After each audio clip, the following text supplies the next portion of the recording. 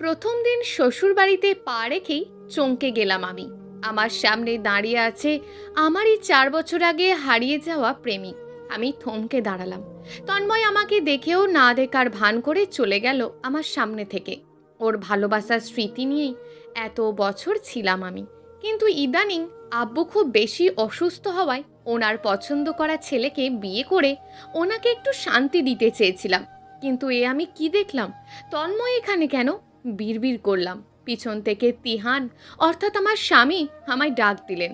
আমি পিছু ঘুরতেই উনি ইশারায় কিছু একটা দেখালেন, কিন্তু সেদিকে আমার দৃষ্টিগোচর হলো না। আমার চোখ ঝাপসা হয়ে আসছে। আমি বসে পড়লাম পাশে থাকা আলিশান সোফায়। এভাবে হঠাৎ করে বসে পড়াতে আমার শ্বশুর সহ বাড়ির সবাইকে উত্তেজিত হয়ে পড়লেন। শাশুড়ি মা এগিয়ে এসে জিজ্ঞেস করলেন, বৌমা, তোমার শরীরটা কি খারাপ লাগছে? আমি মাথা নেড়ে হ্যাঁ সূচক জবাব দিলাম। আমাকে তাড়াতাড়ি তিহানের ঘরে নিয়ে যাওয়া হলো। বিশাল এক রুম, চারপাশে বইয়ের সেলফ। লোকটা নিশ্চয়ই বই খাদক। আমার ননদ তিন্নি আমায় বেডের উপর বসিয়ে দিয়ে বেরিয়ে গেল রুম থেকে। এমন সময় তন্ময়ের উপস্থিতি টের পাই আমি। আমি বেড থেকে নেমে এসে দরজার সামনে উঁকি দিই। না, তন্ময় নেই। তাহলে আমার কেন মনে হলো তন্ময় এখানেই আছে? তন্ময়কে দেখতে না পেয়ে আবারও চুপচাপ বেডের দিকে পা বাড়ালাম। দরজার আড়াল থেকে হুট করে কেউ আমায় এক হ্যাঁচকা টানে তার দিকে টেনে নিল। আমি আকস্মিক এমন ঘটনায় ঘাবড়ে গিয়ে চোখ বন্ধ করে ফেললাম। মিনিট দুয়েক পরে চোখ খুলে আবারও চমকালাম। আমার হাত পা থরথর করে কাঁপছে। মেরুদণ্ড দিয়ে কোনো শীতল কিছু বয়ে গেল। কাঁপা গলায় বললাম, তুই? তন্ময় বাঁকা হেসে বলল, বিয়ে করে দিব্যি শ্বশুরবাড়ি চলে এলি? আমার কথা একবারও ভাবলি না মৃদু? আমার প্রতি তোর ভালোবাসাটা কি এতটাই ঠুনকো ছিল? আমি অনেক কষ্টে আমার কান্নাটা আটকালাম। সেগুলো গলায় দলা পাকিয়ে রইল। কড়া গলায় বললাম, সিরিয়াসলি তন্ময়, আমার ভালোবাসা ঠুনকো ছিল? আর তোর ভালোবাসা বুঝি খুব মজবুত ছিল? তাহলে 4 বছর আগে আমাকে একা ফেলে রেখে ওভাবে কাপুরুষের মতন পালিয়ে গিয়েছিলি কেন? তারপর থেকে একবারের জন্যও তো আমার খোঁজ নেওয়ার চেষ্টা করিসনি। উল্টে আমি যাতে তোর কোনো খোঁজ নিতে না পারি সেই ব্যবস্থা করে গিয়েছিলি। আর এখন এসেছিস আমার ভালোবাসার কথা জিজ্ঞেস করতে। তুই আমায় ভুল বুঝছিস মৃদু। আমি তোকে ছেড়ে পালাইনি। শীতল কণ্ঠে তন্ময় বলল, ও আচ্ছা, তুই ছেড়ে যাসনি? তাহলে এতগুলো বছর কোথায় ছিলি তুই? সে অনেক কথা, আমি তোকে সব বলবো। বল, আমি শুনছি। দেখি কি কি এক্সকিউজ সাজিয়ে এনেছিস তুই। মৃদু, আমি তোকে এক্সকিউজ কেন দেব? আমি তোকে ভালোবাসি মৃদু, সত্যিই অনেক ভালোবাসি। নাটক করিস না তন্ময়। তুই আমার শ্বশুরবাড়িতে কেন এসেছিস সেটা বল। গত 4 বছর আমার জীবনটা তুই শেষ করে দিয়েছিস। এখন আমার শ্বশুরবাড়িতেও চলে এসেছিস আমার জীবন ধ্বংস করতে। কিছুটা চেঁচিয়েই বললাম কথাটা। হয়তো আশেপাশের মানুষজন শুনতে পেয়েছে আমার কণ্ঠ। এক্ষুনি হয়তো সবাই ছুটে আসবে এটা জিজ্ঞেস করতে, নতুন বউ কেন এভাবে চেঁচাচ্ছে। কিন্তু না, এমন কিছু হলো না। তন্ময় আমার কথার জবাব না দিয়ে চুপ করে আছে। চোখের পানি টলমল করছে ওর। আমি তাচ্ছিল্যের হাসি দিয়ে বললাম, 4 বছর আগে আমাকে না বলে উধাও হয়ে গিয়ে নিজেকে কাপুরুষ প্রমাণ করেছিস। আজ আবার এভাবে কেঁদেও সেম জিনিসটা প্রমাণ করছিস। তুই কাপুরুষ আমি জানি। এখন আমার প্রশ্নের জবাব দে। তন্ময় খপ করে আমার হাত ধরে ফেলল। আমি ওর হাত থেকে এক ঝটকায় আমার হাত ছাড়িয়ে একটা চড় বসিয়ে দিলাম ওর গালে। তন্ময় আমার এমন রূপে অভ্যস্ত নয়, তাই অবাক দৃষ্টিতে তাকালো আমার দিকে। আমি চড় মেরেও ক্ষান্ত হইনি। উঁচু গলায় বললাম, তোর সাহস কি করে হয় আমাকে স্পর্শ করার? আমি এখন বিবাহিত তন্ময়, ভুলে যাস না এটা। আর তুই আমার শ্বশুর বাড়িতেই দাঁড়িয়ে আছিস। তন্ময় এবার মুখ খুলল, ঝাঁঝালো কণ্ঠে বলল, হ্যাঁ জানি, আমি জানি এটা তোর শ্বশুর বাড়ি, কিন্তু সেই সাথে আমারও বাড়ি। তন্ময়ের কথা শুনে আমি বিস্মিত হলাম। ওর থেকে 2 কদম পিছিয়ে গেলাম। অবাক কণ্ঠে বললাম, কি? হ্যাঁ, তোর স্বামীর একমাত্র ছোট ভাই আমি। ওর কথাগুলো শুনে আমি নতুন করে আবারও অবাক হচ্ছি। কি বলছি ও? ও তিহানের ছোট ভাই? তাহলে ওকে বিয়েতে দেখলাম না কেন? এখন আবারও নতুন করে কথা বানাচ্ছিস তুই, তাই না? তিহানের ভাই তুই? তাহলে এতদিন তোকে একবারও দেখলাম না কেন? তন্ময় হাসল, বলল, দেখবি কি করে? তোর স্বামী তো আমাকে 4 বছর আগে দেশের বাইরে পাঠিয়ে দিয়েছে। তোর দিকে নজর ছিল, তাই আমাকে তোর থেকে দূরে সরিয়ে দিয়েছে। তন্ময়, মুখ সামলে কথা বল। তুই ওনার নামে যে অভিযোগগুলো আনছিস, এগুলোর প্রমাণ আছে তোর কাছে? রাগী কণ্ঠে জিজ্ঞেস করলাম। মৃদু, আমার কথাগুলো সত্যি প্রমাণ করার জন্য তোকেও প্রমাণ দেখাতে হবে। এতটা অবিশ্বাসের পাত্র হয়ে গেছি আমি তোর কাছে? তোকে বিশ্বাস করার কোনো কারণ নেই এখন। আর তুই আমার স্বামীর নামে অভিযোগ তুলছিস, তোকে প্রমাণ করতেই হবে এগুলো সব সত্যি, না হলে আমার থেকে খারাপ আর কেউ হবে না। ঠিক আছে, দেব প্রমাণ, তবে এরপর আমি যা বলবো তোকে তাই শুনতে হবে। কাল সবাই ঘুম থেকে ওঠার আগে তুই ছাদে আসবি, আমি ওখানেই তোর জন্য প্রমাণ নিয়ে অপেক্ষায় থাকবো। তন্ময়ের কথাগুলো শুনে আমার আপাদমস্তক জ্বলে উঠল। ও এত আত্মবিশ্বাসের সহিত কিভাবে বলছে প্রমাণ দেবে? তাহলে সত্যিই কি তিহান অপরাধী? আর তিহানের জন্যই আমি তন্ময়কে, আমার ভালোবাসাকে হারিয়েছিলাম? কথাগুলো ভাবতেই আমার চোখ থেকে পানি গড়িয়ে পড়ল। দরজার পাশ থেকে কারোর একটা পায়ের আওয়াজ শোনা যাচ্ছে, এদিকে আসছে বলেই মনে হচ্ছে। তন্ময় তাড়াতাড়ি রুম থেকে বেরিয়ে গেল। যাওয়ার আগে আবারও বলে গেল, মৃদু, তোকে আমি এখনো খুব বেশি ভালোবাসি। এবার যেন ওর মুখে ভালোবাসি শব্দটা শুনে আমার হৃদয় কেঁপে উঠল। তাহলে কি সত্যি তন্ময় ঠিক আর তিহান বেঠিক? চোখের পানি মুছে দরজার দিকে তাকালাম। তিহান এসেছে। উনি দরজা লক করে আমার দিকেই এগিয়ে আসছে। কিন্তু একটু আগে তিহানের নামে যেসব অভিযোগ শুনলাম, সেগুলোর পর আর ওনার প্রতি একটুও শ্রদ্ধা কাজ করছে না আমার, বরং কেমন জানি ঘৃণা হচ্ছে। যদি সত্যি কাল তন্ময় সব প্রমাণ করতে পারে ও নির্দোষ ছিল, তাহলে আমি আমার সামনে থাকা মানুষটার সাথে সারা জীবন সংসার করব কিভাবে? এগুলো ভাবতেই উনি আমার পাশে এসে বসলেন। উনি বসা মাত্রই আমি খানিকটা সরে গিয়ে বসলাম। উনি একটা রিং হাতে নিয়ে আমার হাতে পরিয়ে দিতে চাইলে আমি মৃদু স্বরে বললাম, এটা আজ থাকুক, অন্যদিন দিয়েন না হয়। আমার কথা শুনে উনি আমার দিকে তাকালেন। ওনার সাথে চোকাচোকি হতেই কেমন অদ্ভুত শিহরণ বয়ে গেল আমার সারা শরীরে। মানুষটার চোখে অদ্ভুত এক মায়া রয়েছে, যা আমাকে বিশ্বাস করতে দিচ্ছে না উনি দোষী। কিন্তু তন্ময়ের কথাগুলো তো এর বিপরীত। কাল সকালেই আমার কাছে সবটা পরিষ্কার হয়ে যাবে, এটা ভেবে দীর্ঘশ্বাস ছাড়লাম। উনি হয়তো আমার দীর্ঘশ্বাসের শব্দটা শুনতে পেলেন। হাতের রিংটা রেখে দিয়ে বললেন, তোমাকে ভীষণ ক্লান্ত দেখাচ্ছে, বেনারসি ছেড়ে হালকা ড্রেস পরে ফ্রেশ হয়ে নাও, তারপর একটা লম্বা ঘুম দাও, দেখবে সারাদিনের ক্লান্তি কোথায় উবে যাবে টেরও পাবে না। কথাটা বলেই উনি নিঃশব্দে হাসলেন। পুরুষ মানুষের হাসি এত সুন্দর হয়, না হলে ওনার হাসি এত সুন্দর কেন? আমি ওনার দিকে তাকিয়েই ভাবনায় ডুবে যাচ্ছি। এই মানুষটা সত্যিই আমায় ঠকিয়েছে, বিড়বিড় করে বলে উঠলাম। উনি আবারও বললেন, কিছু বললে? আমি ওনার কথার জবাব না দিয়ে বিছানা ছেড়ে ওয়াশরুমে চলে গেলাম। উনি পিছু ডাকলো, মৃদুলা। আমি ঘুরে তাকালাম না। জানি পিছু ঘুরলেই ওনার মায়ায় আটকে যাব, যা আমি এই মুহূর্তে মোটেও চাইছি না। ওয়াশরুমে ঢুকে শাওয়ার নিলাম। আমি দোটানায় পড়ে গেলাম। একদিকে আমার প্রাক্তন আর অন্যদিকে স্বামী। আমি কার পক্ষে লড়ব? ওয়াশরুম থেকে বেরিয়ে তিহানকে রুমে দেখতে পেলাম না। কোথায় গেছে কে জানে। তিহান রুমে না থাকায় কিছুটা স্বস্তি অনুভব করলাম। চুপচাপ বিছানায় গিয়ে শুয়ে পড়লাম। আধ ঘন্টা পর তিহানের আগমন ঘটল রুমে। ওর হাতে লাইটার দেখে অনুমান করে নিলাম হয়তো সিগারেট টানতে গেছিল। আমি পাশ ফিরে শুয়ে আছি বিধায় তিহান আমার মুখটা দেখতে পায়নি, হয়তো ভেবেছে ঘুমিয়ে পড়েছি। কিছুক্ষণ পর টের পেলাম ও আমার পাশে শুয়েছে। তিহান ঝুঁকে আমার দিকে আসার চেষ্টা করতেই আমি নড়ে উঠলাম।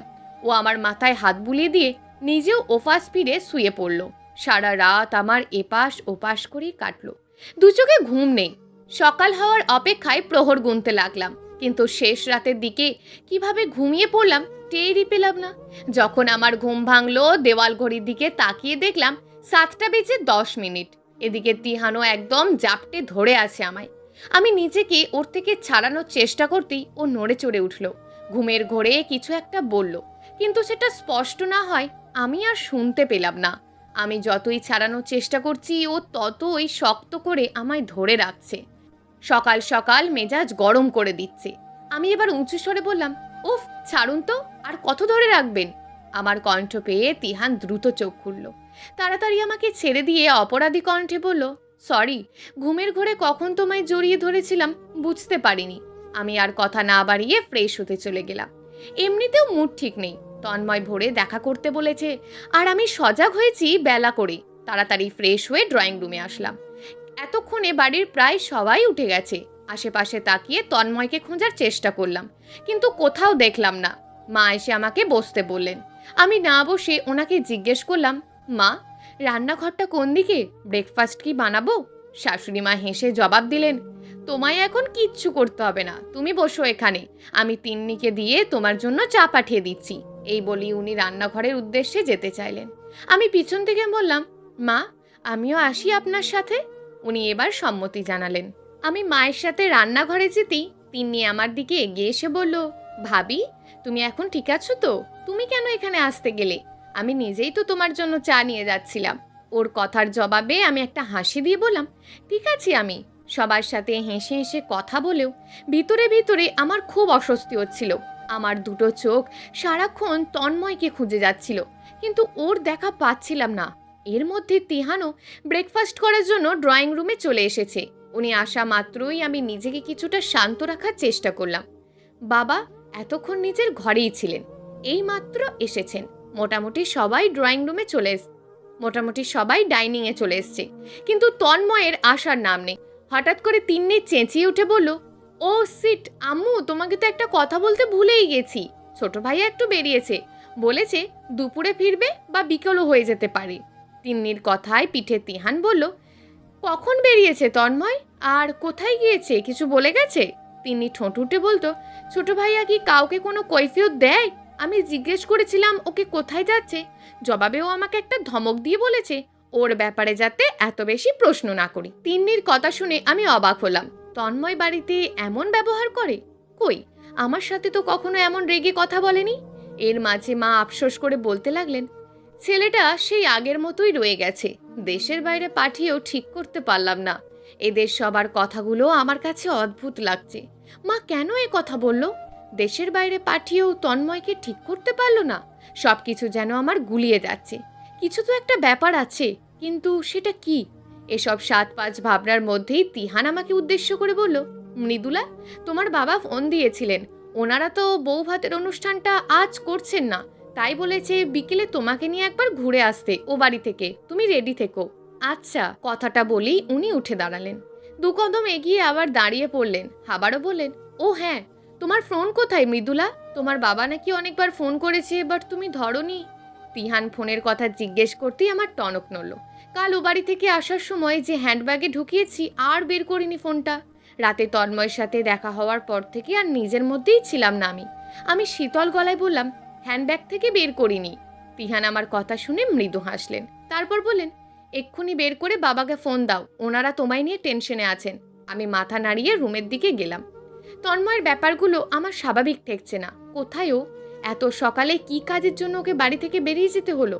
নাকি আমি সকালে উঠতে পারিনি দেখে আমার ওপর রাগ করেই বাড়ি থেকে বেরিয়ে গেছে?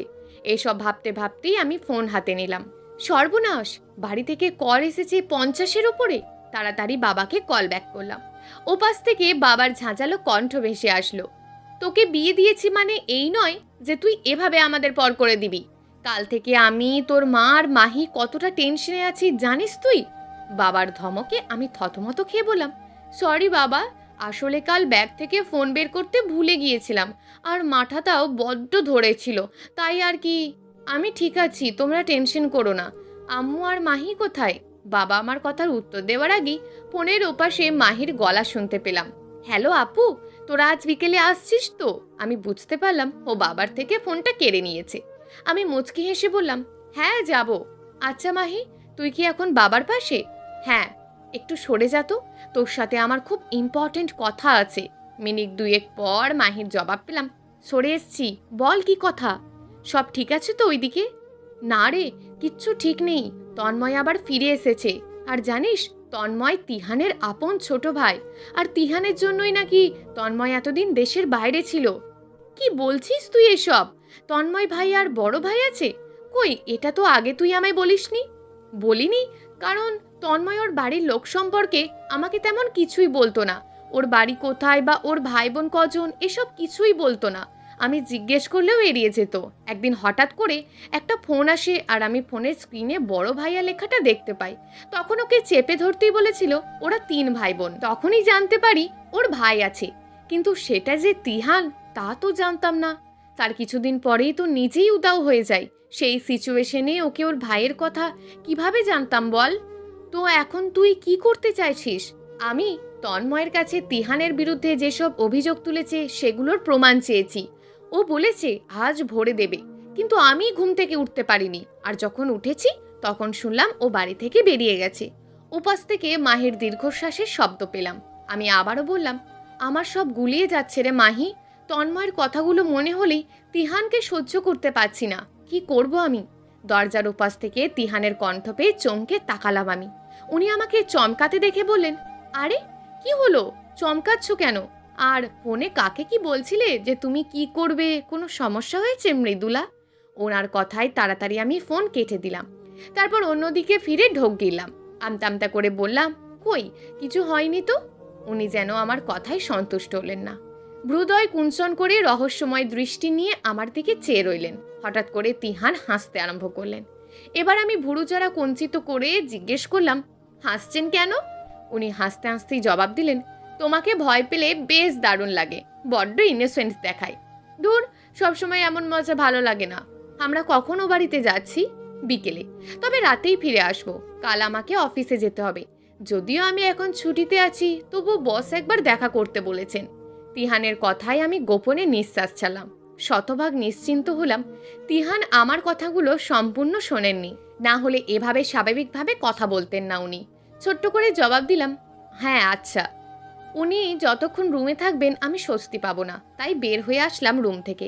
তিহান পিছু ডেকে বলল, মৃদুলা একটু জুস নিয়ে আসবে, বড্ড গরম লাগছে। নিয়ে আসছি। ওনার মুখের ওপর না করতে পারলাম না। তবে ওনার এমন আহ্লাদি আবদারগুলো সহ্য হচ্ছে না। এমন দোটানা থেকে কবে যে বের হতে পারবো ওপরওয়ালাই জানেন। জুস নিয়ে ফিরে এসে দেখলাম তিহান ব্যালকনিতে দাঁড়িয়ে আছে। আমাকে দেখে উনি হাতের সিগারেটটা ফেলে দিলেন। আমি জিজ্ঞেস করলাম, দিনে কয়টা খাওয়া হয় শুনি? উনি ইশারায় জিজ্ঞেস করলেন, কি? এই যে সিগারেট, দিনে কটা খান? উনি এবার লজ্জা পেলেন। স্বভাবতই কোনো স্ত্রী তার স্বামীর সিগারেট বা নেশা জাতীয় কোনো কিছু পছন্দ করে না, তাই হয়তো এমন লজ্জা পেলেন তিহান। সংকোচ ভরা কণ্ঠে বললেন, বেশিরভাগ সময় 3টে খাওয়া হয়, তবে মাঝে মাঝে 4টেও হয়ে যায়। আমি ওনার দিকে জুসটা এগিয়ে দিয়ে বললাম, তবে যাই বলুন, আমার কিন্তু সিগারেট খাওয়া ছেলেদের হেব্বি লাগে। আমার কথা শুনে উনি চোখ বড় বড় করে তাকালেন। আমি নিজেও বুঝতে পারলাম অকপটে এমন ধরনের কথা বলা আমার মোটেও উচিত হয়নি। নিজেও লজ্জা পেলাম, ওনাকেও বিভ্রান্তিতে ফেলে দিলাম। নিজের ভুল বুঝতে পেরে তিহান কিছু বলার আগেই ওনার সামনে থেকে দ্রুত প্রস্থান করলাম। তন্ময়ের আগমন ঘটে বিকেল 3টেই। আমি তখন রেডি হচ্ছিলাম। তিহানও রুমেই ছিলেন। তন্ময় আমাদের রুমের দরজা নক করতেই তিহান বলল, ভেতরে আয়। তন্ময় ভিতরে প্রবেশ করেই আমার দিকে আর চোখে চাইল। ওর চেহারা দেখে মনে হচ্ছে বাইরে থেকে কারোর সাথে ঝগড়া করে এসছে। ও এসেই সরাসরি বলল, ভাইয়া তুই একটু রুম থেকে যা, আমার মৃদুর সাথে একটু কথা আছে। ওর এমন কথায় আমি তিহান দুজনেই আশ্চর্য হলাম। তিহান আমার দিকে তাকাতেই আমি মাথা নিচু করে ফেললাম। তিহান তন্ময়ের উদ্দেশ্যে বললেন, তন্ময় এসব কি? তুই মৃদুলাকে ওর নাম ধরে ডাকছিস কেন? ও তোর বড় ভাইয়ের বউ, এটা ভুলে গেছিস? আর তোর সাথে ওর কি এমন কথা আছে যে আমার সামনে বলতে পারছিস না? তিহানের কথায় বোধহয় তন্ময়ের টনক নড়ল। ও মৃদু স্বরে বলল, সরি ভাইয়া। কথাটা বলেই রুম থেকে বেরিয়ে গেল।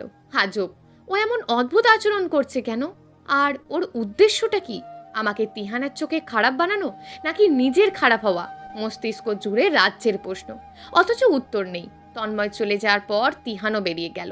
আমি তো ভেবেছিলাম তন্ময় বেরিয়ে যাওয়ার পর তিহান আমাকে প্রশ্ন করবে, তন্ময় আমাকে নাম ধরে ডাকলো কেন এই নিয়ে। কিন্তু আমার ধারণা ভুল। তিহান কিছুই বললেন না। তিহানের এমন চুপচাপ সব সহ্য করে যাওয়াটা আমার নতুন ভয়ের কারণ। কোনো প্রলয়ঙ্কারী ঝড় আসার আগে যেমন সবটা থমথমে হয়ে যায়, তিহানের চুপ থাকাটাও আমার কাছে এমন মনে হচ্ছে কি ঘটতে চলেছে আমার জীবনে। আমাদের বাড়িতে আসার পর থেকেই তিহানকে কোথাও দেখতে পাচ্ছি না। এমন নয় ওনাকে না দেখে থাকতে আমার কষ্ট হচ্ছে, বরং আমার বেশ লাগছে উনি সামনে না থাকায়। বেশ কিছুক্ষণ পর উনি কোথা থেকে উড়ে এসে বলেন, মৃদুলা চলো, এখন বাড়ি ফিরতে হবে, বেশি রাত হয়ে গেলে সমস্যা। আমি আর আপত্তি জানালাম না ওনার কথায়। আমারও ওই বাড়িতে ফেরাটা জরুরি। আজ প্রমাণ দেখতে পারিনি, কিন্তু কাল নিশ্চয়ই পাবো। ভোরে না পারলেও তিহান অফিসে থাকাকালীন পারবো। মাহি অবশ্য আমাকে নিয়ে অনেক চিন্তিত। ওর ভয়ের কারণ আমার শ্বশুরবাড়ির লোক আমার আর তন্ময় রিলেশন ছিল এটা জানতে পারলে ঠিক কিভাবে রিয়্যাক্ট করবে সেটা ভেবে। আমিও যে এই কথাটা ভেবে ভয় পাচ্ছি না ঠিক তা নয়, তবুও মাহিকে আশ্বস্ত করে বললাম, চিন্তা করিস না, আমি সবটা সামলে নেব। মাহি আমাকে জড়িয়ে ধরে বলল, সাবধানে থাকবি আর আমাকে আপডেট জানাস কি হয়, ওকে? আচ্ছা। মাহির সাথে কথা শেষ করে আব্বু আম্মু আর ওর কাছ থেকে বিদায় নিয়ে বেরিয়ে পড়লাম। ঘন্টাখানেকের মধ্যে বাসায় পৌঁছে গেলাম। তিহান এসে ফ্রেশ হয়ে নিলেন। ওনার পরে আমিও ফ্রেশ হয়ে ব্যালকনিতে গেলাম। তিহান পিছন থেকে এসে আমাকে জড়িয়ে ধরলেন। এতে আমি বিরক্ত হলেও তা প্রকাশ করলাম না। উনি আমার ঘাড়ে ওনার নাক ঘষলেন। ওনার স্পর্শে আমার সারা শরীর শিহরণ দিয়ে উঠল। কেমন এক মিশ্র অনুভূতির সম্মুখীন হচ্ছি আমি, যার মাঝে ভালো লাগা মন্দ লাগা দুটোই রয়েছে। তিহান আমার কানের কাছে ফিসফিসিয়ে বলল, জানো মৃদুলা, তোমাকে প্রথম যেদিন দেখেছিলাম সেদিনই ভালো লেগে গেছিল। এর আগেও আমার জন্য অনেক মেয়ে দেখা হয়েছিল, আমার পছন্দ হয়, কিন্তু তোমাকে দেখার পর থেকেই তোমার প্রতি নামহীন এক মায়া কাজ করছিল। তারপর ধীরে ধীরে সেটা ভালোবাসায় পরিণত হলো। আমি তোমাকে ভীষণ ভালোবাসি মৃদুলা। জানো, মানুষের জীবনে প্রেম জিনিসটা আপেক্ষিক, এখন আছে, কিছুক্ষণ পর হয়তো আর থাকবে না। তাই আমি তোমার প্রেমে পড়িনি, আমি তোমায় ভালোবেসেছি। ভালোবাসা আছে, ভবিষ্যতেও থাকবে। শুধু তুমি তোমার হাত দুটো শক্ত করে আমার হাতের মুঠোয় রেখো, কথা দিচ্ছি কোনো দিনও ছেড়ে দেব না। জনম ভোর আগলে রাখবো তোমায়। মনোযোগী শ্রোতা হয়ে আমি ওনার কথা শুনছি। কি সুন্দর প্রেম ভালোবাসার বিশ্লেষণ করছেন। আচ্ছা, আমি আর তন্ময় কি একে অপরের প্রেমে পড়েছিলাম নাকি ভালোবেসেছিলাম? তন্ময় যদি নিজেকে সত্যি নির্দোষ প্রমাণ করতে পারে, তাহলে আমার আর তিহানের সম্পর্কটা এমন থাকবে নাকি সব লণ্ডভণ্ড হয়ে যাবে? আমাকে এমন নিশ্চুপ থাকতে দেখে তিহান আবার বলল, তুমি কি আমাকে বিয়ে করে খুশি হওনি মৃদুলা? ওনার এমন প্রশ্নে আমি ঘাবড়ালাম না। নির্লিপ্ত কণ্ঠে বললাম, ব্যাপারটা তা নয়, আসলে হুট করে বিয়েটা হয়ে যাওয়ায় নিজেকে সবার সাথে মানিয়ে নিতে একটু সময় লাগছে। আমাকে কিছুদিন সময় দিন, আমি ঠিক সবার সাথে মানিয়ে নিতে পারবো। তুমি যতদিন ইচ্ছে সময় নাও, তবে সব সময় আমার পাশে থেকো, কখনো ভুল বুঝে দূরে সরে যেও না। আমি কিছু বললাম না, সব কথার জবাব দিতে নেই, এতে মায়া বাড়ে। আর আমি ততদিন তিহানের মায়া বাড়াতে চাই না, যতদিন না উনি নির্দোষ প্রমাণ হচ্ছেন। যদি সত্যি উনি তন্ময়কে আমার কাছ থেকে কেড়ে নিয়ে থাকেন, তাহলে এর শাস্তি ওনাকে পেতেই হবে। তিহান আমার উত্তর না পেয়ে ছেড়ে দিলেন। কিছুক্ষণ দূর আকাশের দিকে তাকিয়ে থাকলাম। জীবনে এমন একটা পরিস্থিতির মুখোমুখি হব কখনো ভাবিনি। সবটা ধোঁয়ার মতন লাগছে আমার কাছে। রুম থেকে বেরিয়ে ডিনারের উদ্দেশ্যে ডাইনিং রুমে যেতেই তন্ময়ের সাথে সজোরে ধাক্কা খেলাম। সরি, আসলে খেয়াল করিনি, নিচু গলায় বললাম তন্ময়কে। আরে ভাবি, আপনার সরি বলার কিছু হয়নি, আসলে দোষটা আমার। মোবাইল স্ক্রল করতে করতে হাঁটছিলাম তো। তন্ময়ের মুখে ভাবি ডাক শুনে কিছুটা অবাক হলাম। পাশে তাকিয়ে দেখলাম তিন্নি পাশের চেয়ারে বসে আছে। এবার সবটা পরিষ্কার হলো, তিন্নি সামনে থাকায় ও ভাবি ডাকছে। আমি ভদ্রতা সূচক মাথা নাড়লাম। তন্ময় পাশ কেটে যাওয়ার সময় বলল, কাল ভাইয়া অফিসে যাওয়ার পর তুই প্রমাণ পেয়ে যাবি, রেডি থাকিস। আমি ওর যাওয়ার পানে কিছুক্ষণ চেয়ে রইলাম। তন্ময়কে কেমন জানি অগোছালো লাগছে। কি হয়েছে ওর? তিহান অফিসে চলে যাওয়ার কিছুক্ষণ পরেই তন্ময় হন্তদন্ত পায়ে আমার কাছে ছুটে আসে। আমি ওর প্রতীক্ষাতেই ছিলাম। ও আসার পর সরাসরি ওকে জিজ্ঞেস করলাম, প্রমাণ এনেছিস? তন্ময় আমার কথার জবাব না দিয়ে বড় একটা তাচ্ছিল্যের হাসি দিল। তারপর বলল, ভাইয়ার সাথে তো চুটিয়ে সংসার করছিস, আমার কথা তোর একটুও মনে পড়ে না, তাই না রে মৃদু? দেখ তন্ময়, হেয়ালি করিস না, প্রমাণ দেখা তাড়াতাড়ি। আমার এখন এসব একদম সহ্য হচ্ছে না। দিচ্ছি। কথাটা বলেই তন্ময় ওর মোবাইল থেকে আমাকে কয়েকটা ছবি দেখালো। আমি ছবিগুলোর কোনো অর্থ খুঁজে পেলাম না। তন্ময়কে জিজ্ঞেস করলাম, এই ছবিগুলো দিয়ে কি প্রমাণ করছিস? এখানে দুটো ছেলে মেয়ে বসে আছে তো? তন্ময় এবার শব্দ করে হাসলো, বলল, তুই সত্যি আর কিছু দেখতে পাচ্ছিস না ছবিতে? আমি স্বাভাবিকভাবে জবাব দিলাম, না। আর এরাই বা কারা? এখানে একজন তোর পেয়ারের স্বামী আর অন্যজন ওর এক্স গার্লফ্রেন্ড। কি? অবাক হচ্ছিস? শোন, আমি তোকে সবটা পরিষ্কার করে বুঝিয়ে দিচ্ছি। ক্যাফেতে ভাইয়া ওর প্রেমিকাকে নিয়ে বসেছিল, সেটা কোনো সমস্যা না। সমস্যা হচ্ছে ভাইয়া এই মেয়ের সাথে কি তন্ময়? আমি ক্রুদ্ধ কণ্ঠে বললাম। আহ মৃদু, এখনই এত উত্তেজিত হচ্ছিস কেন? বলছি তো আমি। নিজের ভাইয়ের নামে তারই বউয়ের কাছে এসব বলতে রুচিতে বাঁধছে। তন্ময়ের প্রতিটা কথায় আমার গা গুলিয়ে যাচ্ছে, রাগে শরীর রিরি করছে। আমি ওকে ধমক দিয়ে বললাম, এখানে ছেলে মেয়ে কারোর ছবি স্পষ্ট না, এই ছবিতে কিচ্ছু প্রমাণ হয় না তন্ময়। তুই আমাকে বোকা বানাতে চাইছিস? আমি বেশ বুঝতে পারছি। আসল কথা, তুই আমার জীবনের সুখ সহ্য করতে পারছিস না। একবার আমাকে তুই নিজের সুখের সন্ধান দিয়ে আবার নিজেই উধাও হয়ে গেলি। এখন আমার বিয়ে হয়েছে, তাই আমি যাতে স্বামী সংসার না করতে পারি তার জন্য এসব আজে বাজে কথা বলছিস, তাই না? তন্ময় আমাকে শান্ত করার জন্য এগিয়ে আসলো। আমার দুই বাহুতে ঝাঁকুনি দিয়ে বলল, মৃদু, এমন উদ্ভট কথা বলিস না। তোর সুখ আমি চাইবো না তো আর কে চাইবে? হ্যাঁ, আমি তোকে কতটা ভালোবাসি তা আজও তুই বুঝতে পারলি না? এই একটাই আফসোস আমাকে সারা জীবন কুঁড়ে কুঁড়ে খাবে। মৃদু, তোর মনে আছে কলেজের ফার্স্ট সেমিস্টারের পর আমি 3 দিনের জন্য গায়েব হয়ে গিয়েছিলাম যে? মনে আছে তোর? আমি স্পষ্ট কণ্ঠে বললাম, হ্যাঁ। তখন কিন্তু আমি তোকে মিথ্যে বলেছিলাম যে আমি হঠাৎ করে একটা ফ্রেন্ডের গ্রামের বাড়ি চলে গিয়েছিলাম, তাই তোকে জানাতে পারিনি। আসলে ব্যাপারটা কিন্তু তা ছিল না। 3 দিনের জন্য ভাইয়া গায়েব হয়ে গেছিল। পুরো শহর খুঁজে ওকে আমরা কোথাও পাচ্ছিলাম না। তখন পুলিশের সহায়তায় ওকে হোটেলে একটা মেয়ের সাথে অন্তরঙ্গ অবস্থায় খুঁজে পাই আমরা। তন্ময়ের কথাটা শুনে আমি পুরো স্তব্ধ হয়ে গেলাম। কিছুক্ষণ চুপ থেকে ঘৃণা মিশ্রিত কণ্ঠে জবাব দিলাম, ছি, উনি এতটা নীচ মন মানসিকতার মানুষ, আর আমি কিনা ওনার সাথেই এই 2 দিন একই বিছানায় ছিলাম। ছি। তন্ময় ক্ষণকাল নীরব রইল। আমি আবারও জিজ্ঞেস করলাম, তন্ময়, সব সত্যি বলছিস তো? আচ্ছা, ছবিতে ওনার মুখ বোঝা যাচ্ছে না, আমাকে একটা ক্লিয়ার ছবি দেখাতে পারবি? তন্ময় কিছু একটা ভেবে বলল, পারবো। তারপর সত্যি সত্যি তিহানের সাথে একটা মেয়ের ছবি দেখালো, যেখানে তিহান মেয়েটার হাত ওর হাতের মুঠোয় নিয়ে রেখেছে। ছবিটা দেখা মাত্রই আমি চোখ বন্ধ করে ফেললাম। এগুলো আমি সত্যি আর নিতে পারছি না। ও আবারও বলল, তারপর ভাইয়াকে নিয়ে আমরা বাসায় ফিরি। পুলিশ গ্রেপ্তার করতে চেয়েছিলেন, কিন্তু বাবা ওদের টাকা দিয়ে বিষয়টা ধামাচাপা দেন। এরপর থেকেই ভাইয়া কেমন অদ্ভুত আচরণ শুরু করে আমাদের সাথে। হুটহাট রেগে যায়, খাওয়া দাওয়া না করে ঠিক মতন কথা বলে না, তিন্নিকে আমাকে সারাক্ষণ বকাঝকা করে। মা এসব সহ্য করতে পারে না, স্ট্রোক করেন। ভাইয়া তবুও ঠিক হয়নি। এরপর আরও ভয়ঙ্কর হয়ে ওঠেও, নেশা শুরু করে। আমরা ওকে কেউ থামাতে গেলে মার দেওয়ার জন্য এগিয়ে আসে। মা তখন কিছুটা সুস্থ। ভাইয়ার এমন অবস্থায় আমার পড়ালেখাতে ব্যাঘাত ঘটতে থাকে। বাবা অফিস আর মাকে সামলান, আর আমি ভাইয়াকে। কিন্তু এর মধ্যে তুই দেশের বাইরে কেন গেলি? আর আমাকেই বা কেন সবটা বলিসনি? না বলে হুট করেই চলে গেলি। আর তুই ওর দিন ওই কথাই বা কেন বললি? আমার দিকে তিহানের নজর ছিল, আর সেজন্যই তোকে দেশের বাইরে পাঠিয়েছে সে। আমার প্রশ্ন শুনে অন্যদিকে ফিরে বলল, আসলে ওই দিন তোকে ভাইয়ার বউ রূপে দেখে আমার মাথা ঠিক ছিল না, তাই বলেছিলাম ওর নজর ছিল তোর দিকে। তবে আমার দেশের বাইরে চলে যাওয়ার পিছনে সত্যিই ভাইয়ার হাত রয়েছে। ও নেশার পরিমাণ বাড়িয়ে দিল। আমি ওকে বোঝাতে গেলে আমার গলা টিপে ধরে। একটুর জন্য সেদিন বেঁচে গিয়েছিলাম। তখন মা আমাকে ওর থেকে দূরে রাখার জন্য দেশের বাইরে পাঠিয়ে দেয়। সেখানে আমার বড় খালা থাকেন, তার কাছেই এই 4 বছর ছিলাম। গত বছরের শেষের দিকে ভাইয়া আবার স্বাভাবিক জীবনে ফিরে আসে, আর তারপরই আমাকে দেশে আসতে বলা হয়। নিজের দেশ, প্রিয়জনদের ছেড়ে একদম নিঃস্ব হয়ে গিয়েছিলাম আমি, তাই ফিরে আসতে বলায় তাড়াতাড়ি ফিরে আসি। তন্ময়ের কণ্ঠটা ভেজা লাগছে, বোধহয় কাঁদছে। আমি ধীর পায়ে ওর সামনে গিয়ে দাঁড়ালাম। আমাকে দেখে চোখ মেছার চেষ্টা করতে লাগলো। তুই কাঁদছিস কেন? তোর তো কোনো দোষ ছিল না।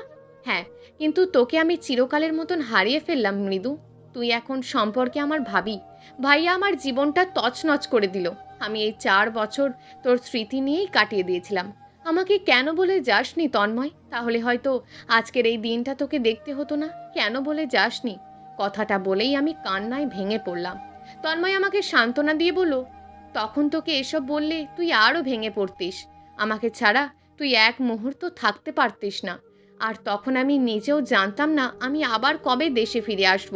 ভাইয়া আবার স্বাভাবিক জীবনে ফিরবে, সব অগোছালো ছিল তখন, বড্ড অগোছালো। আর দেখ, নিয়তি সেই ভাইয়াকেই এখন সব দিল, আর আমাকে করে দিল নিঃস্ব। আমি আর পারছি না রে মৃদু। মাঝে মাঝে সব ছেড়ে ছুড়ে আবারও হারিয়ে যেতে মন চায়। তন্ময় আমার হাত দুটো শক্ত করে ধরে বলল, মৃদু, তুই ভাইয়াকে এসব কিছুই বলবি না, কথা দে। আমি চাই না, সত্যিই চাই না ভাইয়া এসব তোর মুখ থেকে শুনতে পাক।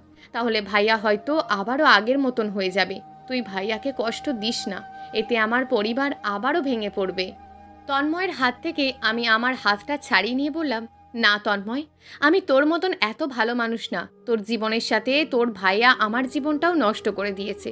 আমার থেকে ভালোবাসা কেড়ে নিয়েছে। এর জবাবদিহি ওনাকে করতেই হবে।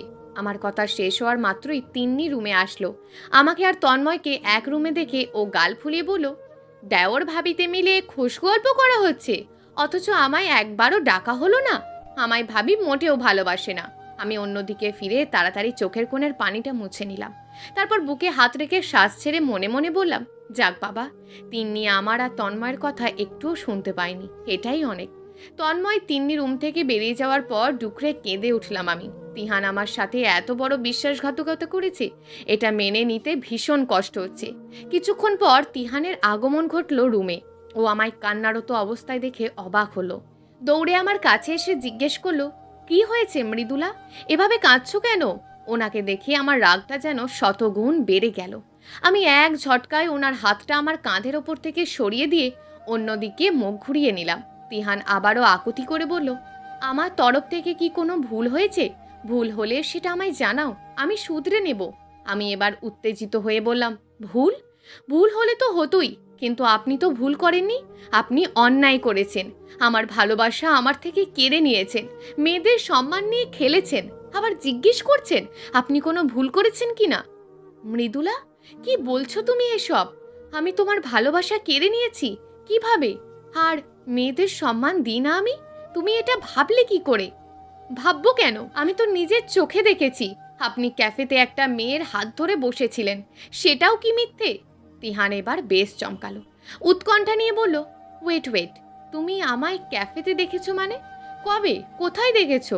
আমার তো মনে পড়ছে না বিয়ের আগে তোমার আমার কোনো দেখা হয়েছিল কখনো। তাহলে নিজের চোখে দেখেছি মানে এই নয় আমি সরাসরি দেখার কথা বলছি। আমি ছবিতে একটা মেয়ের সাথে আপনাকে দেখেছি। ও আচ্ছা, ছবি। তার মানে আজ তন্ময় এসেছিল এখানে এসব বলতে, তাই তো? মৃদুলা, তুমি বড্ড ইনোসেন্ট জানো, যে তোমায় যেভাবে যা ইচ্ছে বোঝায় আর তুমিও তাই বুঝে যাও। এর জন্যই তুমি বারবার ঠকে যাও। মৃদুলা, একটা মানুষ তোমার কাছে এসে একটা ছবি দেখিয়ে বলল তোমার হাজবেন্ড ভালো না, আর তুমি সেটাই বিশ্বাস করে নিলে। আমি এবার খানিকটা ঘাবড়ে গেলাম। আসলেই তো একটা ছবিতে কি সব প্রমাণ হয়ে যায়? নিজেকে নিজেই প্রশ্ন করলাম। আমাকে চুপ থাকতে দেখে তিহান চেঁচিয়ে বলল, কি হলো, বলছো না কেন? তন্ময় আর কি বলছে আমার বিরুদ্ধে? তন্ময় আর কি বলেছে আমার বিরুদ্ধে? তুমি সব বলবে নাকি আমিই বলবো? তিহানের কথায় চমকে তাকালাম। ওনার কথার পিঠে বললাম, আপনার এখনো কিছু বলার বাকি আছে? কোনো কিছু না ঘটলে তা রটে না। আর আমি তন্ময়কে বিশ্বাস করি, ও কখনো আমায় ঠকাতে পারে না। আপনি তো ভালো মানুষের মুখোশ পরে থাকেন, আর মুখোশের আড়ালেই সব জঘন্য কাজকর্ম করে থাকেন। তিহান তার ছেলের হাসি দিয়ে বলল, হায় রে বিশ্বাস, এগুলো হচ্ছে অন্ধবিশ্বাস, বুঝলে? তন্ময় খুব ভালো, তাই না? ও হ্যাঁ, সে তো আবার প্রেমিক, ভালো তো হবেই। দুনিয়ার সবচেয়ে জঘন্য মানুষ তো আমি। আমি থমকে দাঁড়ালাম। আশ্চর্য, উনি কিভাবে বুঝলেন তন্ময় আমার প্রেমিক? তবে তন্ময় কি ওনাকে সবটা জানিয়ে দিয়েছে? জিজ্ঞাসু দৃষ্টিতে ওনার দিকে তাকালাম। উনি আবারও বললেন, অবাক হলে তো? আমি এত সব কিভাবে জানতে পারলাম? তুমি তো মুদ্রার ওপিট শুনেছ তন্ময়ের কাছে, এপিট শোনাবো আমি। আর হ্যাঁ, আমার কথার মাঝে একটা কথাও বলবে না তুমি, মাইন্ডেড। তিহান এতটা রাগী আগে বুঝতে পারিনি। ওর ধমকের দাপটে আমি বারবার কেঁপে উঠছিলাম। চোখ দিয়ে তো অঝোর ধারায় জল ঝরছিলই। আমি এখন ভাসমান অবস্থায় আছি। এপাশ থেকে তন্ময় তীরে ওঠাতে চাইছে, তো ওপাশ থেকে তিহান চাইছে। কোন পারে আমার ঠাঁই হবে সেটা আমি নিজেও জানি না। আমার জীবনের মোড়ই বা কোন দিকে ঘুরে যাবে সেটাও অনিশ্চিত। তিহান নির্দোষ প্রমাণ হলে তন্ময় হয়ে যাবে অপরাধী। তিহান দেওয়ালে ঠেস দিয়ে দাঁড়ালো। চোখ বন্ধ করে লম্বা দীর্ঘশ্বাস ছেড়ে বলতে আরম্ভ করলেন, তন্ময়ের সাথে তোমার রিলেশন ছিল, সেটা কাল মাহি আমায় জানিয়েছিল। সেদিন তোমার মাহির সঙ্গে ফোনালাপগুলো আমি শুনেছিলাম, কিন্তু তোমায় বুঝতে দিইনি। তারপর তোমাদের বাড়ি যাওয়ার প্ল্যানটা আমিই করেছিলাম, যাতে মাহির সাথে সরাসরি আমি কথা বলতে পারি। প্রথমে অবশ্য মাহি এসবের কিছু বলতে চাইছিল না, কিন্তু জোর করার পর সবটা বলেছে। তন্ময় নাকি তোমাকে প্রমাণ দেবে আমার বিরুদ্ধে, সেটাও বলেছে। এরপর থেকে আমি সাবধান হয়ে যাই। তন্ময়ের অতীতটা তোমাকে জানানোর জন্য আজ অফিস যাওয়ার নাম করে আমি বাসা থেকে বেরিয়ে যাই। কিছু প্রমাণও এনেছি, দেখবে? আমি উৎসুক দৃষ্টিতে ওনার দিকে তাকালাম। উনি আমার কাছে এগিয়ে এসে ওই মেয়েটার আর ওনার ছবিগুলো দেখিয়ে বলল, তন্ময় এই ছবিগুলো তোমায় দেখিয়েছিল, তাই না? আমি মাথা ঝাঁকালাম। উনি আবার বলেন, সাইডে ক্লিক করে দেখো তো এই ছবিটা দেখিয়েছে কিনা। আমি সাইডে ক্লিক করা মাত্রই ঠিক ওই মেয়েটার সঙ্গেই তন্ময়ের ঘনিষ্ঠ মুহূর্তের একটা ছবি দেখতে পেলাম। সাথে সাথে চোখ বন্ধ করে ফেললাম। উনি মোবাইলটা আমার হাত থেকে নিয়ে আবার আগের জায়গায় দাঁড়ালেন। পিন পতন নীরবতা বিরাজ করছে রুমে। লজ্জায় আমার মাটিতে মিশে যেতে ইচ্ছে করছে। কি করে আমি ওনাকে অবিশ্বাস করে তন্ময়ের সব কথা অকপটে মেনে নিতে পারলাম? তিহান বললেন, তারপর আমি ওনাকে থামিয়ে দিয়ে বললাম, বাকিটুকু আমি বুঝতে পারছি। তন্ময়ের সাথে মেয়েটার ফিজিক্যাল রিলেশন ছিল, তাই তো? উনি মাথা নাড়িয়ে হ্যাঁ সূচক জবাব দিলেন। আমি আবারও বললাম, সেদিন তন্ময় 3 দিনের জন্য গায়েব হয়েছিল এই জন্যই, আর ওর সম্পূর্ণ দোষটা আপনার ওপর চাপিয়ে দিয়েছে, যাতে ওকে আমি আবার মেনে নিতে পারি। ছি, এখন আমার ওপরই ঘৃণা হচ্ছে। আচ্ছা, তন্ময় নেশাও করতো তাই না? আর সেজন্যই মা সেদিন বলেছিল ওকে দেশের বাইরে পাঠিয়েও ঠিক করতে পারেননি। তন্ময় এখনও নেশা করে আর মেয়েদের সাথে। তিহান আমার কথাগুলো শুনে মাথা নিচু করে ফেলল। নিচু গলায় বলল, 4 বছর আগে হঠাৎ করেই তন্ময় এসবের সাথে জড়িয়ে দেয়। মেয়েদের নিয়ে ফুর্তি করা, নেশা করা, এগুলো নিত্যদিনের অভ্যাস হয়ে ওঠে ওর। 3 দিনের জন্য পুলিশের সহায়তায় ওকে খুঁজে পাই হোটেলে। পুলিশ ওকে গ্রেপ্তার করতে চাইলে আমি আর বাবা বিষয়টা ম্যানেজ করি। ওকে সঠিক পথে আনার জন্য শত চেষ্টা করেও ব্যর্থ হই। তারপর মা ওকে বিদেশে পাঠিয়ে দেয় বড় খালার কাছে। আমার বিয়ে উপলক্ষেই দেশে এসেছে। বাট এই কয়দিনে আবারও ওসবে জড়িয়ে গেছে। আজ 2টো মেয়ের সাথে তন্ময়ের এসব বিষয় নিয়ে কথা বলতে বাসা থেকে বের হয়েছিলাম আমি। ওরা কাল সকালে আসবে আমাদের বাসায়। আর আমি যে মেয়েটার হাত ধরেছিলাম, ওকে সান্ত্বনা দেওয়ার জন্য ধরেছিলাম। তন্ময় ওর সাথেও ফ্ল্যাট করেছিল। কান্নারুদ্ধ কণ্ঠে তিহান এই কথাগুলো বলল। আমি ফের প্রশ্ন করলাম, কাল 2টো মেয়ে আসবে আমাদের বাসায় কেন? তিহান কাঁচুমাচু স্বরে বলল, সেটা কালই বুঝতে পারল। আবারও নীরবতা। আমি হু হু করে কেঁদে উঠলাম। সবকিছু শুনেও মেনে নিতে ভিতরটা ফেটে যাচ্ছে আমার। তিহান আমার কাছে এগিয়ে এসে আচমকা কোলে তুলে নিলেন। আমি ওনার গলা জড়িয়ে ধরে আরও জোরে কেঁদে দিলাম। উনি মৃদু স্বরে বললেন, কেঁদে নাও, এতে মন হালকা হবে। তবে সব সময় মাথায় রাখবে, তোমার স্বামী সব সময় তোমার পাশে আছে। মানুষ মাত্রই ভুল। তুমিও একটা ভুল করে ফেলেছো, কিন্তু সেটা আগলে রেখে বাঁচা যাবে না মৃদু। তোমাকে আরো শক্ত হতে হবে। ভুলকে শুধরে নিয়ে নতুন করে বাঁচতে হবে। আবেগে গা ভাসিয়ে দিলে চলবে না। বাস্তবতা উপলব্ধি করে সেটার সাথে তাল মিলিয়ে চলতে হবে। একটা কথা সব সময় মনে রাখবে, কাউকে অন্ধবিশ্বাস করবে না, আমাকেও না। আমি তোমার স্বামী বলি যে তুমি আমাকে দেবতুল্য মনে করবে, সেটা কিন্তু ভুল। আমিও মানুষ, আমারও ভুল হতেই পারে। সেটা তুমি আমাকে ধরিয়ে দেবে, আমি শুধরে নেব। আর সব সময় এটা মাথায় রাখবে, পৃথিবীতে তোমার একজন শুভাকাঙ্ক্ষী আছে। সে তোমার ব্যক্তিগত শুভাকাঙ্ক্ষী, তোমার ভরসার জায়গা।